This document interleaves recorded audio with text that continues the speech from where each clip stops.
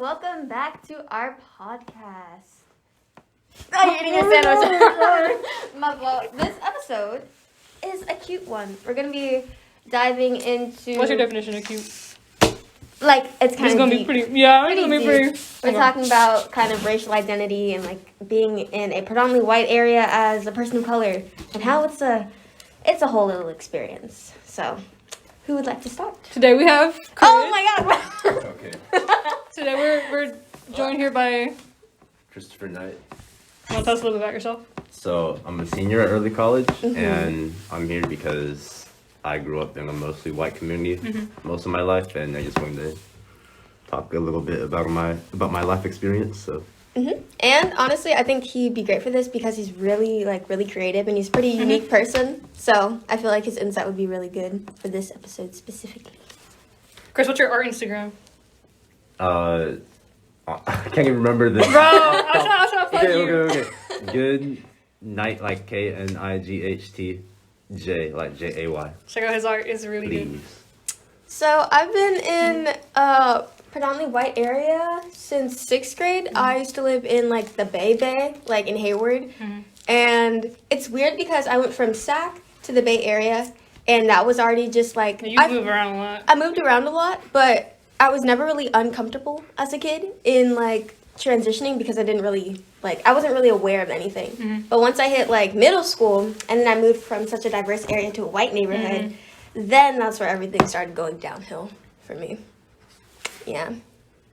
What do you mean by downhill? Like, what was the change in experience? It was just like a culture shock, and not in a good way. Not that having a culture shock is good in any way, but I was so used to being widely accepted by everybody and being universally respected. And then I went to this area where it's just a whole bunch of, it's mostly like white and like Asian Yeah, people, Asian Filipino. for the most part. And I was just bombarded with a lot of hatred, and I wasn't viewed as like socially acceptable, meaning like I wasn't viewed as intelligent. I was bullied a lot. I was told I wasn't pretty and all that. So it was weird because I wasn't used to it. I was used to being told like, oh my God, like you're a pretty like kid. You're like used to kid. see people seeing them Yeah, everywhere. I And did they're not- used to people like them. Like, when you don't know, particularly black people, Yeah. the way people act, like it's like you're some kind of like spectacle. It's like... Like the only, like there wasn't even that many black people in my classes. I was surprised.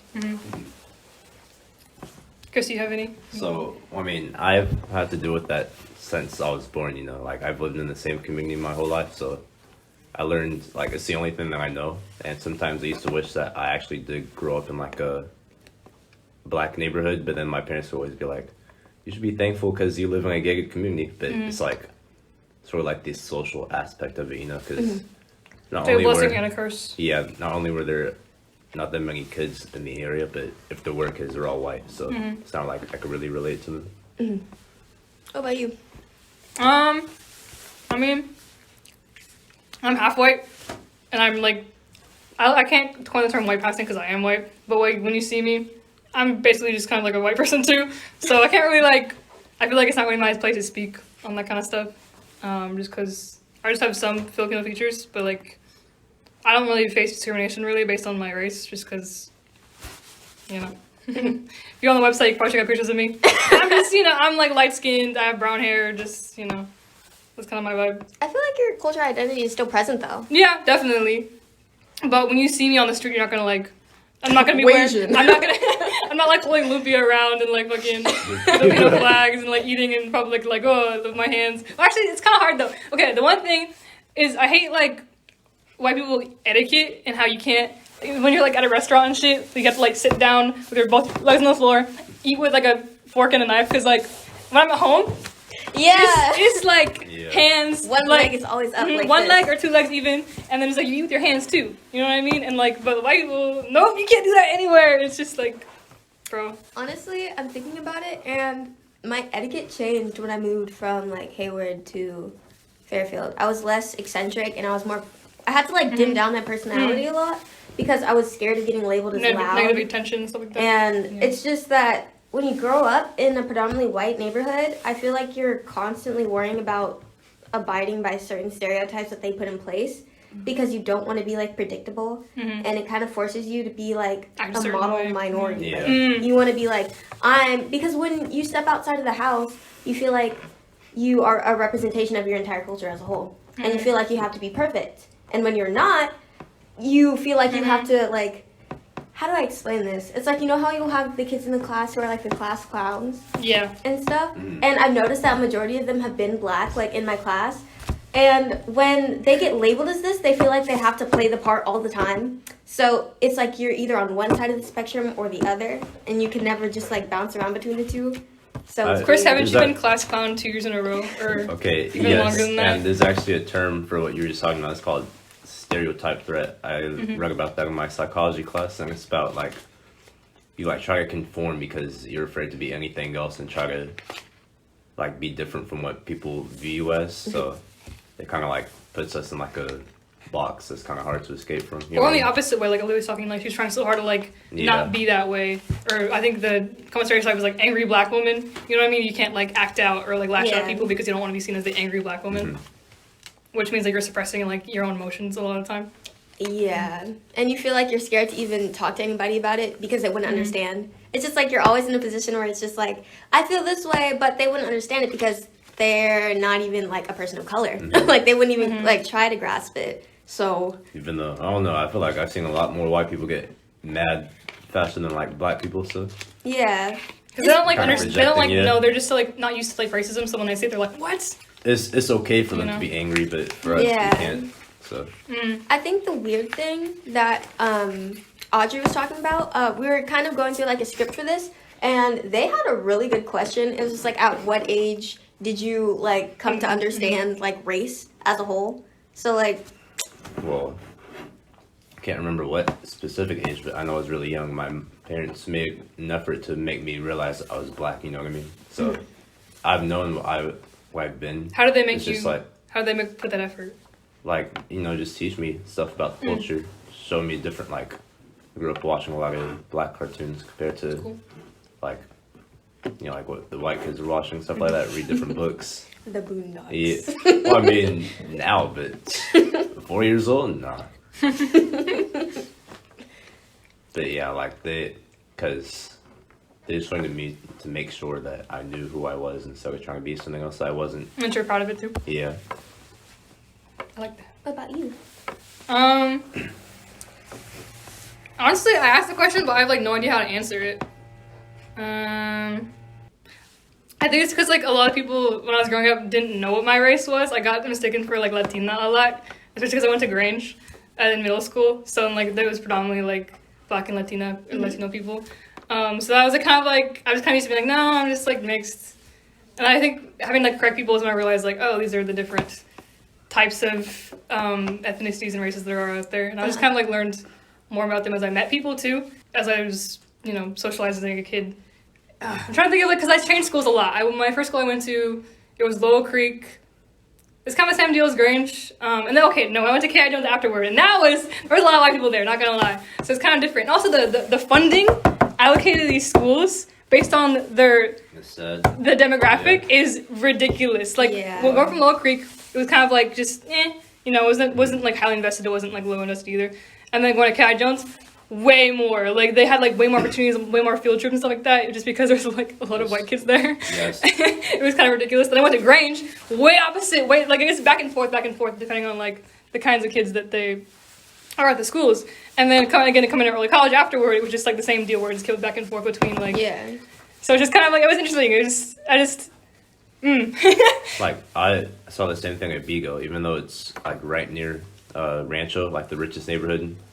This like, because of the DI program that they have there, a lot of the kids that went there were like Latino. So just because of that, the school didn't get as much funding compared to like Green Valley. So, and you could tell by just looking, it's like the oldest school, and they haven't done really anything to update or improve it since I've been there. Oh yeah, and like the infrastructure in Grange, before they remodeled it, like when I went there was classrooms that put us someone that didn't have like a roof. It was just so it was so bad at Grange, brother. It really did not give a fuck. The only thing they invested in were like Chromebooks for everybody, but the infrastructure and like the buildings and even the teaching, like it was just very.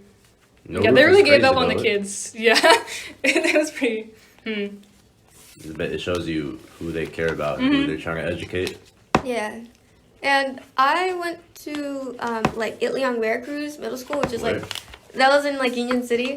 What? Itliong Veracruz Middle Oh. School. Oh. Yeah. It was predominantly Filipino and like Indian, I think. And even so, like when I say diverse, I haven't been to a school where it's been predominantly like I'm always the minority when I go to a school. But that's just something to expect because I am a minority. But even so, there was more black people at that school than any school I've ever been to. And there was a lot of like POC unity there. Everybody like respected each other, and there's always those kids who said the N-word, but you know, like that's how it is when you go anywhere. But I think because I was fully immersed in such a diverse area, I was more in tune with my own culture. More comfortable. And I was more comfortable talking about it with other people because we would have these like mutual experiences and stuff. And I'd be like, oh my God, my mom does that too. Oh my God, my dad does that too. And my family has this tradition as well. And I'm thinking about it, I've kind of always been in tune with my race just because of how my families are. Both sides are pretty like adamant and pretty comfortable with their blackness. And ever since I was a baby and stuff, they're just like, you are a black woman, you are this, and that, and you must accept it so you can live your life to the fullest and branch out to this beautiful individual who doesn't hate themselves. And it's just like, I feel like a lot of kids... White people never go through that. Yeah, they don't White have people never to. have to like accept, they are told to like accept themselves for who they are. Yeah. That's like just a given when they're born. They're just them. Yeah. Speaking Like of no that, one's challenging them or I anything. feel like white people can just easily be who they want to be, and we Yeah. cannot. It's like we can't really fit into these quote unquote subgenres. Just like on TikTok when they were talking about that new like quote unquote new little like fashion thing, they called it cyber ghetto. I hate that When name black so people were much, doing bro. it, when it was literally just a Yeah. it was just a style of fashion, but since so many people of color were doing it, they had to put ghetto. Hashtag Y2K, hashtag like, shut Like, up. what are you doing? But it's really weird because you'll see like black kids who are really passionate about certain things, but they feel ashamed and they feel like they don't fit into this category. Like, I can't be goth because I'm black, or I can't be this and that because I'm black. And they're just like, this is white people shit. And I'm just like, Oh, the white people shit thing. it's not. Like, we're just so scared about the way that we're perceived, and that's really not our fault. It's white people's fault. Well, I personally, I didn't really have to deal with that up until middle school because, like I said, like the dual immersion thing, I went to school with mostly like Latino kids, so that was like a whole separate thing. I kind of got to develop my own identity without, you know, like stereotypes coming into play. So, but by the time I got into middle school with all the others, black kids and stuff coming from different schools, they made me like know that I was like different compared to like the rest of the black kids there. You know what I mean? Because I didn't really have that sort of other aspects coming into play. So that's when I really started to feel like I didn't really belong in whatever. Like the white kids made me know that I wasn't white, and the black kids, like, you know, they're like, oh, you're not black enough, blah blah blah. Yeah. So like the Because you grew up in a white neighborhood. the thing that I hated hearing the most is like, oh, you talk white. Like, there's no like specific way of talking, but that's what they learn. Like, you know. I feel Because like I think all black people speak Yeah. a certain way. Yeah. But it was black people saying that too, because they like play into the stereotypes. It's so weird because It'd be yo. Yeah. oh Lord. But it's weird because I've noticed that the sense of community for like, especially in the black community, is way different if you're in a predominantly white area compared to a diverse one. Because like what Chris was saying, I've only really had those experiences when I was surrounded by white people as well. Yeah. And it's like once you're in, I know there's ignorance in every culture and every community, but I feel like you can feel more comfortable of expressing yourself and experimenting when you're surrounded by people that look like you. And then when you're in this white area, you have your entire community constantly worried about what white people think about them. So they will inherently try to put themselves in a box so they don't get criticized and they don't get like bullied and stuff and scrutinized. Because I'm telling you, the black kids in this area, it's ridiculous. Like, I can't even deal with it sometimes because if you do not match the quote, like the stereotypical like version of a black person, they will tear you apart. And I'm just like, you are embarrassing yourself because why can't you just? There's no sense of unity. It's like out here. internalized racism. Yeah, it's basically. internalized racism. There's no sense of unity out here. We have colorism, which I could go in depth about that. Ooh, yeah. But it's just like they let white people affect their way of life so much out here, it's really difficult to even, like, talk to people sometimes without getting irritated. It's sad. Colorism is a big deal with, like, Asian community, too. I feel like, no hate to my K-pop stans out there, however, a lot of people perceive, like, the Asian beauty type to be East Asian specifically, to the point where there is literally an insult in East Asia to call someone Filipino. Yeah, because it means, like, you're too dark, basically. Like, if you look Filipino, it's a bad thing. Which is, it's kind of weird to hear that, because I'm just like, bro, what do we do to y'all? It's that they try to get that proximity to whiteness, you know what I mean? Like, so exactly. they adapt to the, like, standards that they have from, like, Europe, so everything's, like, trying to get closer to the dominant whatever. Also, talking about that, how do you guys think your, like, self-image was affected by living out here? Well, like, I was talking about, like, the people saying that I wasn't really, like, black enough or whatever, so, I don't know, it felt kind of isolating to an extent, like, because it made me feel different from the people that looked like me, so, I didn't really feel like a sense of unity at that moment, so, I don't know.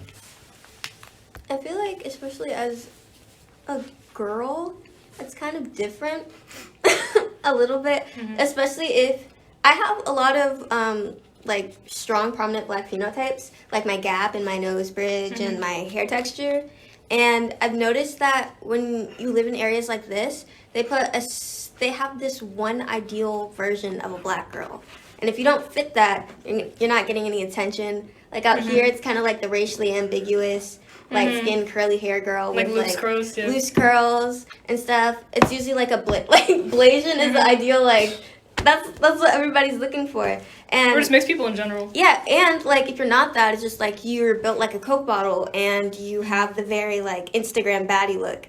And when you don't look like that, they're straight up gonna call you ugly to your face. And that's what I was experiencing since 6th grade. I've seen a lot on TikTok the whole idea that like a 6 out of 10 white girl is better than a 6 out of 10 black girl. That's weird. It's like, that's weird. Why are you? And a majority of the time, it's black guys saying that. Exactly. It's weird. Like we don't even like Self-hatred. each other. Honestly. And it's just kind of sad because I was in BSU at Rodriguez, and like the BSU there is different than the BSU here. I feel like we actually talked about more black issues, but there was like 4 black people in there. Even though that's like one of the blackest schools out like in this area. Rodriguez? It has a actually that's a lie. That's a whole lie. You Like I'm thinking you're about capping. it. I forgot I'm on the track team and like everybody on the track team is Forget about black. Armio and I forgot about Armio and everything Fairfield. else. I Like literally every other high forgot school. everything else. Anyway. But our BSU was terrible. Even in a club that was designed for us, we still paid too much attention to white people. And we cared about like too much of About what people thought and trying to accommodate to their feelings. yeah, and I'm all just the like, damn why are time. you censoring yourself? They don't even need to be here. You could just ask them to leave. Like, it's okay. This isn't about them. Because a lot of people would get offended when you'd be like, I don't feel comfortable when you say things like that. And they're I'm supposed to be an offending white ally, people. right? They're going to BSU to be an ally or whatever, Yeah. and they're getting offended. Like, I offend white people just to make sure that they're like, like actually down. Like if they say like, hey, stop, that's racist, then I'm like, oh, Okay, never mind. yeah. Then you can pass the test, you know what I mean? Yeah. That's almost That's I'm like, fair. ew, white people this, white people that. And they can test their morale. You know what I'm saying? I feel like living out here has actually given me trust issues because I feel like everybody's secretly plotting against me or like trying to hate crime me. Or when somebody says they're attracted to me, I'm just like, this is a prank. Like, this isn't real. It's terrible. And it's just because I'm black, which is sad. And dehumanizing a little bit because I feel like I'm not worthy of all these things. Just because I'm not. Not even that. One thing that I've noticed and that I hate is hearing and seeing all these people online saying they wish they were another race. And that makes me so sad. They're just like, like, why is being Japanese on her I hate that. pretty? But and then they'll just show somebody in like eyeliner. And I'm just like, just put on eyeliner. Just do who you want to be. People are so oppressed. And it's so sad because I feel like a lot of parents, like Chris was talking about, when they say you should be happy about living here, it is so like it's such an uncomfortable feeling living out here, and it's like you feel like you can't be who you want to be because you're scared. it's just like a fear thing. And you're super uncomfortable and you're super tense and like always worrying about what somebody else is thinking about you because that's how the real world is out here. Like, you cannot just relax sometimes because there'll always be a white person in your business all the time. I think it's so odd when white people, like, about cultural appropriation. That's a whole different story, but, like, because you're talking about, like, how different, like, races and stuff trend and how people want to, like, try and be something or not, which is something you see so much on social media. First, there was, like, you know, blackface, Asian fishing. There's, like, every race has been, like, ran through by now of white people trying to, like, be something they're not because... Gwen Stefani. Because what? Because why? I can't, like, even... Gwen Stefani went through every single race. Her cholo era was nice. Besides but, white. yeah, basically. Yeah. Is it because they have no culture of their own? They gotta like appropriate others? I don't even know. They view race as an aesthetic. Basically. It's annoying, like, because it's not like it's very superficial. You know what I mean? It's like not really appreciation if you're just using it to look for clout. yeah. You know what I mean? Especially stuff because sorry. No, you go. if you're like if you're a black person, you're getting like demonized for your features, and someone else trying to like put it on, and then their praise, it's like Kardashians. yes, Lord, I with hate lip the fillers. And now it's all popular. No. The I hate the BBLs. Kardashians so much. Mm. I feel like because They pretty much like they like set that standard. I feel like they're like one of the first people that like really got it trendy. You know what I mean? Plus, like, fetishizing black dudes. Mm-hmm. Yes. yeah, like openly too, Yeah. like without any shame, like they just especially run Khloe through the black- Kardashian. No. She's just like, I don't like them if they're not black, and then she said the N word, and I was like, girl. Anyways. White people act like allyship is like dating a black person. Oh So my what? god. White people act like allyship is dating a black person. Like excuses them from racism. They always like put fetishization and support in the same box. It's like, no. Like, I want mixed kids. Hey, That's weird. why would you say that? Mm. Not baby dolls. It's like actual human beings. Lord. And one thing, the weird thing about like dating in this area, you have like the people, like the white people especially, who put on black personas and think Oh that's my how they're God. supposed to approach Yeah. you. Like the white guys with the do-rags and who only listen to NBA Youngboy and wear Jordans and stuff like that and try to act hard. And they'll be like, my type is black girls. Like, I feel like they Be yourself. Yeah, like be You know yourself. Like they think that the only way they could get Appeal to like yeah. appeal to That Jack us Harlow is type like, dude. it's so weird. And then on the other side, you'll have the people who are just like, you should only be dating black people. Like, so like, because you're supposed to like stay within your community and whatever. I've And seen something like race mixing is evil, devil, and I'm like, Dr. Umar. But honestly, it's not that deep, you know what I mean? It's not that just deep. people love each other. because you know? white people can do it, but it's just as a person of color, you literally just can't do like normal things Anything. without it being super, super deep. Because you're literally supposed to be dating somebody because you like them, and it shouldn't be like a social. The whole community has to like have their commentary on it. Like right. no. And like thinking about it, like at my middle school, like people in relationships, people weren't openly talking about how they had racial preferences all the time. Like that was the thing out here. I think it's like political, and it's just like It's so weird because they'll be like, I only date this, and that, and then they'll like completely degrade the other people they don't like. And I'm like, that's weird. bro. Come on. But, like list of traits I don't like about them. Like it's And then like, it's always like the men in these like communities too, because especially in like South Asian communities, like I would go to Rod. And these dudes would be talking about like how they hate like their own like women Their in own their people. community and only like white girls, and I'm like, that's weird. I'm gonna call somebody out so bad right now, but I know we're on a public podcast. just give a code name or something. Yeah. The tennis players. Oh. Yeah. You know what I mean? You just said his name, so. Okay. Anyway. But yeah, they're like, there's certain people like that where they just like they try to blend in with, you know, the white people. They think it's gonna get them some sort of protection, but Some like points or something. yeah, but you're still very not white. Like they know you're not white, but in your mind you're like, oh my god, it's gonna get me like closer to them. You know, it's gonna get me cool points. Assimilate. Yeah, It's weird. I know. It's like I like to people like to say like whitewashed, but I feel like there's levels to it. Because you could be whitewashed in your mentality, you could be quote unquote whitewashed in the way that you like react to certain things. Because a lot of people won't react to like racism being told, like or like experiencing it because they're just like, well, that's normal. Like that's something that's Or they laugh at it. They laugh it off. They're like, ah. like no, like it's like they refuse to stick up for Shouldn't be themselves. It's enabling it. Yeah. And then you have people who like want to be white, like legitimately. and it's scary. It's like they'll constantly get perms and flat iron their hair, and they'll only, like, they will literally train themselves to talk a certain way. They'll only, like, exclusively hang out with white people and date And they'll be, white like, embarrassed people. of their family, too. Yeah, and they'll be talking down about their own family and their own, like, relatives and friends just because, like, they don't fit, like, a certain image that they want to. And it's just, like, self-hatred. Yeah, they'll be black as his phone screen. Like, it's still black to them. You know what I mean? It's like a mindset sort of thing. It's not really helping you with anything. Yeah. But, yeah, hopefully they break the cycle soon. Because I'm getting tired. It's like, sometimes I just want to, like, slap some sense into people. Because I'm just like, you're not Connor, babes. You're not. It's not Kyle. That starts with, like, Hunter. showing appreciation for our own culture, you know what I mean? Because when you they don't understand how cool it is to be black, and it's kind of sad. I think it's important to, like, have representation and stuff at schools Yeah. and in the media. Because people are missing out on a lot of things just because they don't think it's cool. And with parenting, too. Like, your parents, like, gave you picture books about black kids. Yeah. And, like, it's just important to, like, see yourself represented at a young age, especially. Or else you're going to develop a mindset that's, you know, Not very cute. not very healthy. Well, you want to end it here? Yeah, I think that was a good talk. it was a pretty good time. Do you have any Lisa, last thoughts, huh? Chris? Thank you for having me on this podcast, and I hope your senior project comes together well. Thank you. You're welcome. Bye, guys!